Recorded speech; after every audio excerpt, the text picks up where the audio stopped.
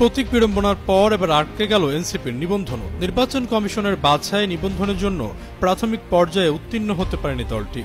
রাজনৈতিক দল হিসেবে নিবন্ধন পেতে নির্বাচন কমিশনে ৪৩,০০০ পৃষ্ঠার ডকুমেন্ট সহ আবেদন করেছিল এনসিপি, কিন্তু তাতেও সন্তুষ্ট হয়নি কমিশন। এনসিপি ছাড়াও এ তালিকায় রয়েছে আরও ১৪৪টি নতুন দল। দলগুলোকে ঘাটতি থাকা কাগজপত্র ইসিতে জমা দিতে ১৫ দিন সময় বেঁধে দেওয়া হয়েছে। মঙ্গলবার ইসির অতিরিক্ত সচিব KM আলী নেওয়াজ এসব তথ্য নিশ্চিত করেন। এর আগে গত ২০ এপ্রিল পর্যন্ত নিবন্ধন প্রত্যাশী দলগুলোকে আবেদন দেওয়ার আহ্বান জানিয়ে গণবিজ্ঞপ্তি জারি করে ইসি। তবে জাতীয় নাগরিক পার্টি সহ বেশ কিছু দল আবেদন না করলে ২২ জুন পর্যন্ত সময় বাড়ায় সংস্থাটি।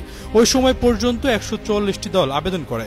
ইসির সংশ্লিষ্ট কর্মকর্তারা জানান, দলগুলোর মধ্যে কোনোটি উত্তীর্ণ হতে পারেনি প্রাথমিক বাছাই, তাই প্রথম ধাপে ৬২টি দলকে চিঠি দেওয়া হচ্ছে, আর এনসিপি সহ ৮২টি দলকে দ্বিতীয় ধাপে চিঠি দেওয়া হবে। বর্তমানে নিবন্ধিত দলের সংখ্যা ৫০টি।